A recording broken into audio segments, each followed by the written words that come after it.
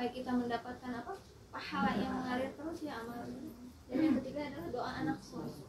Bagaimana kita bisa menjadikan anak kita soleh? Ya kita yang mengajarkan dari awal. Ingin anak soleh, tapi kita tidak membuat anak kita menjadi soleh. Contohnya, ayo anak sholat. Nah, ibunya mah santai. Ayo anak ngaji, ibunya mah nonton. Nah, beberapa anak yang kemarin saya sempat tanyakan ya, saya selalu nanya, siapa yang sudah sholat subuh? Oh, saya jam 6 kesiangan, yang jam 7 lah ya. Menjadi orang-orang yang menyesal ya kemudian hari. Ya, enggak, yang terakhir ayat 6 160 di surat ya, ayat 6 160, balasan kebaikan di sini. Adil hasanati falahu asru amsalihha wa man jaa bis sayyi'ati fala yujza illa mislaha wa hum la yuzlamun. Barang siapa berbuat kebaikan mendapat balasan 10 kali lipat amalnya, dan barang siapa berbuat kejahatan dibalas seimbang dengan kejahatannya, maka sedikit pun tidak dirugikannya atau dizalimi. Ya, disitulah bentuk kasih sayang Allah Ar-Rahmanir-Rahim. Kalau kita berbuat kebaikan dikalikan 10, tapi kalau berbuat kejahatan nggak dikalikan, ya itu aja kejahatan itu. Bayangkan betapa Allah itu maha pengasih lagi maha penyayang ya. Kalau kebaikan langsung tambahinnya berlipat-lipat kali. Nah, di situ. Nah, maka niatkan sedekah itu, kalau salah satu lubang, niatkan sedekah itu untuk orang tua. Misalnya, saya mau sedekah ngasih ada tetangga saya kekurangan, dalam hati aja ya, nggak usah diucapkan, nggak apa-apa, atau pakai di foto itu lebih parah ya.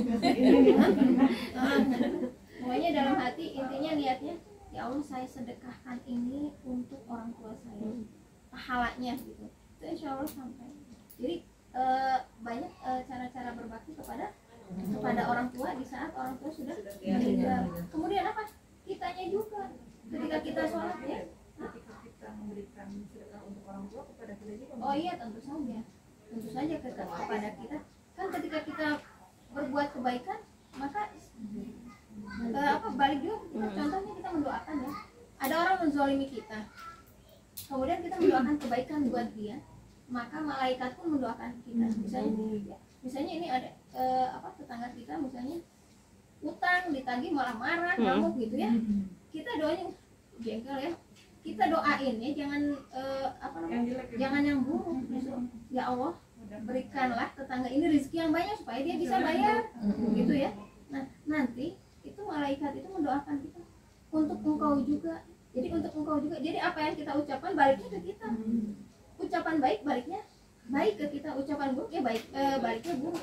Seperti itulah, seperti hukum kimia ya. Siapa yang memberi dia balik lagi, hukum kimia fisika ya. Jadi kasih ya tergantung ya, siapa menabur dia menuai. Jadi memang seperti itu hukum sunatullah ya. Jadi apapun yang kita lakukan semuanya akan kembali kepada kita juga ya. Nah, itu sedekah jariyah. Kemudian ilmu yang bermanfaat ya. Salah satu manusia mati amalnya terputus kecuali salah satu ilmu yang bermanfaat yang tadi, yang simpel di rumah.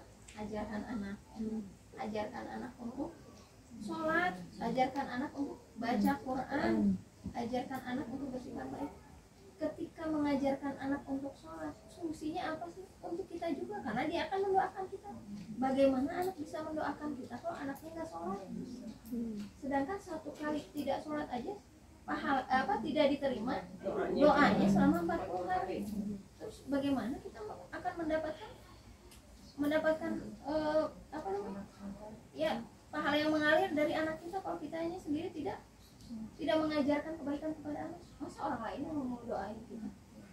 Yang paling tulus itu biasanya anak ya, yang mendoakan itu, karena anak darah daging kita. Jadi itu ilmu yang bermanfaat ya. Al-Fatihah. Jadi tujuan kita punya anak tuh tujuannya apa? Supaya bisa mendoakan kita ketika kita meninggal, bisa menyolatkan kita, bisa